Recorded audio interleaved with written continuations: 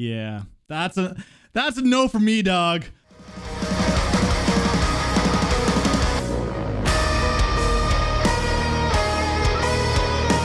What's up, YouTube? Currently live on Twitch right now, checking out some songs from top 50 of Spotify, but we're just going to be doing the top 10.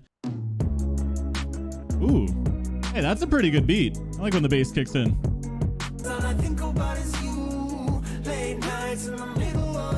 Hey, this is not bad. All right, so far it's actually not that bad. You know, sometimes pop music could be so over the top, so cliche too, with like the same sounding chord progressions that's being used, but this is a little bit more chill and has like almost like a lo-fi kind of feel to it, and I think it's actually pretty good. Yeah, hey, I think this song is really good. What am I, just a poser then?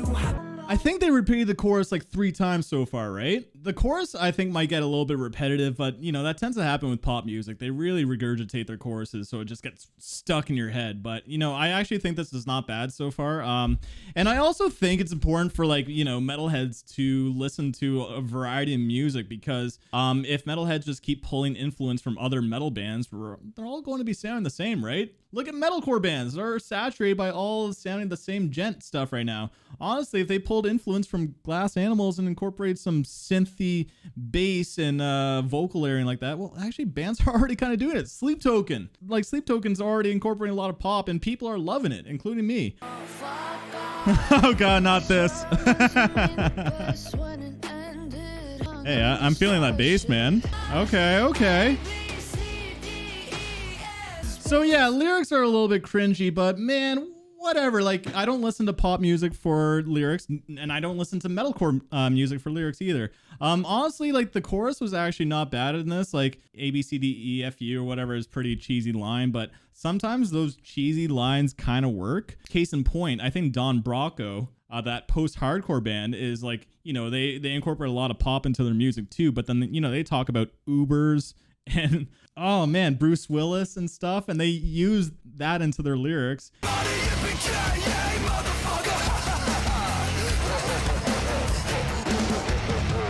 And it's so cheesy and weird, but it sticks. It really, really freaking sticks, man. Oh, I think I've heard this one actually.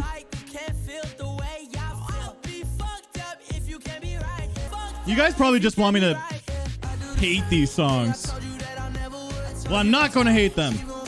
You're probably right. Who in the chat actually watches a lot of TikTok, or just TikTok in general? Because I don't go on TikTok ever, and I know I'm behind on that. I should be on it, like I was saying, because I think you're right. I think a lot of these songs could be getting some traction from TikTok, and that could be really good marketing for bands. Hence why, like, Bring the Horizon, even though they don't really need the extra exposure, you know, they got some traction with Can You Feel My Heart? Hear the silence! Can you see the dark? Can you fix a broken? Can you feel my heart? Can you see the dark? Can you fix a broken? Can you feel my heart? And then also, you know, Lauren Shore to the Hellfire is getting a lot of traction through TikTok as well. Man, I don't even know how TikTok really works. I just kind of upload the random clip and then just kind of leave it.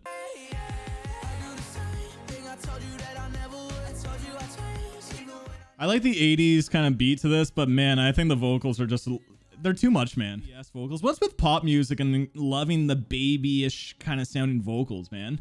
Everything's like a little bit higher pitched and stuff. Can get a little bit irritating. Who here wants to punch Bieber in the face? Dude looks like a trucker now.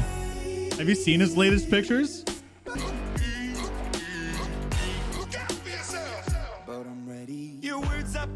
Man, I gotta admit though, like, don't follow pop music anymore, but there is like a lot of talent actually being displayed, and I'm not talking about like the band itself, but like the producers are actually like incredible to make all these like different sections of like melodies kind of flow and be catchy. Because honestly, I think the band is just kind of using their personality and their talents, but I think the producers actually like the real key player in this music. Like, this freaking chorus and how it transitions from melodies is actually really cool.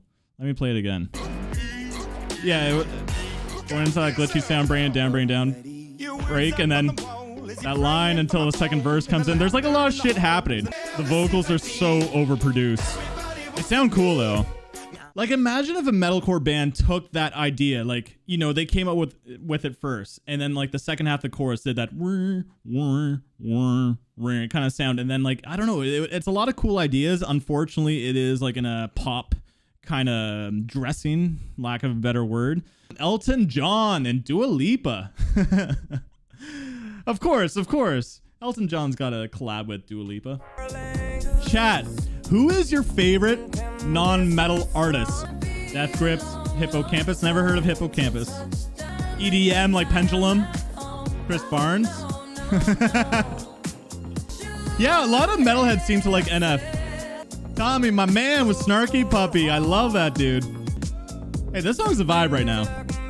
As typical with pop music, it gets really repetitive really fast. I thought that was decent, but one of the best beats in this decade? In this decade? It reminds me of an old Kanye beat from like the Graduation days. I get the gist of this song. Man, you're saying one of the best beats of this decade? I don't know about that, man. Those are big words. You know what? I feel like actually this generation of pop music is actually not that bad. I can't tell if I'm getting older, a little bit more open-minded, but man, back in the day with I'm not saying Katy Perry is bad, but like a lot of the artists, or even like Lady Gaga was actually decent too. I don't know, I feel like pop music has always been hit or miss, but I do think that what we're hearing right now, sure, it's not like my personal taste in music, but I'm actually impressed by how they're putting these songs together and all the layering and harmonies and stuff. They're actually pretty cool songs. Like, and you know what we need? Another Punk Goes Pop. If I was your boyfriend, I never let you go. Keep you on my arm, girl. Man, with like the modern metalcore bands and whatever, like I think that would be actually so sick. Imagine Northlane doing Industry Baby.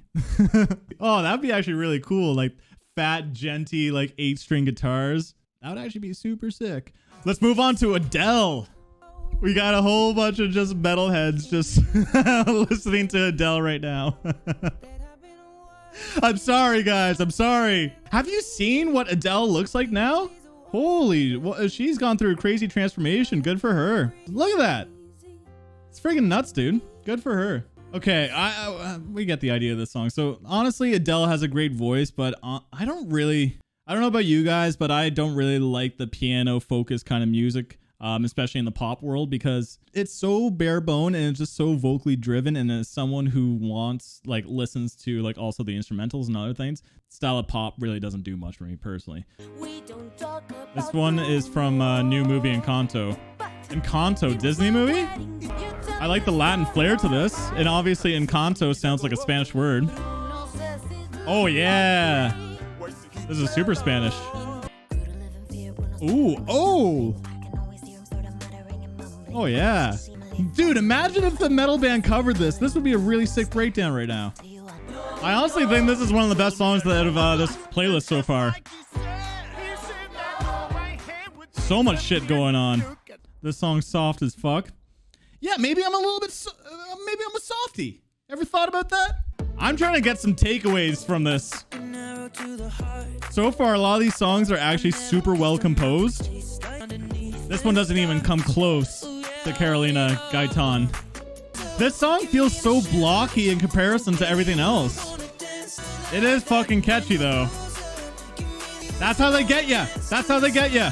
All right, I think this song is actually pretty bad in comparison to a lot of the other songs, only because like I feel like every section is so blocky, and like, you know, the other songs had a lot of cool layering in between. They were kind of ebbing and flowing between ideas. This one just like this part to the next part to like the chorus and then like a second chorus. And Ed Sheeran is really the one that's making this song actually good, because the beat is pretty simple. It's like a simple clap. That's how they make this music like stupid catchy. It's just the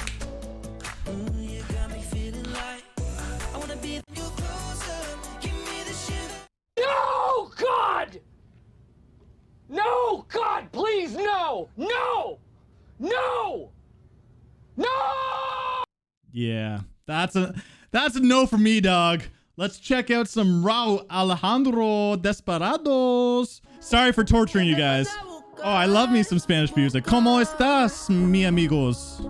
¿Todo bien? contigo. I would never listen to this, only if I was at a beach right now, sipping on some piña coladas. Esta canción muy bien. Esta es mierda. Who's gone on a beach vacation here? Come on. Who's gone to the Bahamas, Mexico, Cuba? Actually, a lot of you American people can't go to Cuba. So yeah, when you go to those places, you put this music on and you're soaking up the sun and the pina coladas. It's a good time, man. For those people that can't drink pina coladas, you can still do a virgin one.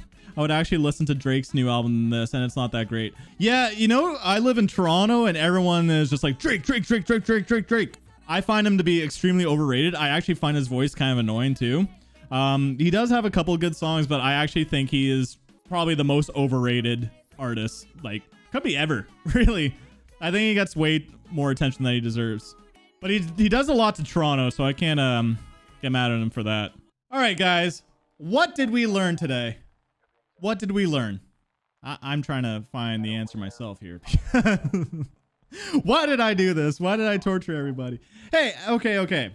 I actually think there's some decent things that like in this playlist. And like why I wanted to do this is also just like, you know, give this style of music that's not metal like a little bit of credit, because like I said, I'm not very picky when it comes to listening to music. Like if it's good music, it's good music at the end of the day. And I feel like some pop songs here are actually really cool in how they their melodies and their idea of melodies, making things super catchy. Like this sounds like such a generic response, but I mean like the way that they piece the music together is actually really well thought out. And actually, if like a lot of metalcore bands or something incorporate like, you know, ideas that these producers are using in songs like We Don't Talk About Bruno, which was like super well detailed, actually. That song was awesome. And same with Glass Animals. That song was really good too. The rest of the music, But I think there's actually some good takeaways. And all that being said, I would actually love another Punk Goes Pop. Punk Goes Pop, you know, 2022. I actually think that would be a good time. Who'd be a good band? Thornhill, Northlane. Who else is making waves right now? Era. Man, imagine Era doing the We Don't Talk About Bruno song. That'd be fucking sick. Or Glass Animals. Glass Animals was actually really good too. Okay, guys. Thank you for tuning into the top 50. Well, we did top 10. We're not doing top 50. God, no. But we're going to do the Try Not to Headbang challenge from Nathan Johnny. Who knows that channel?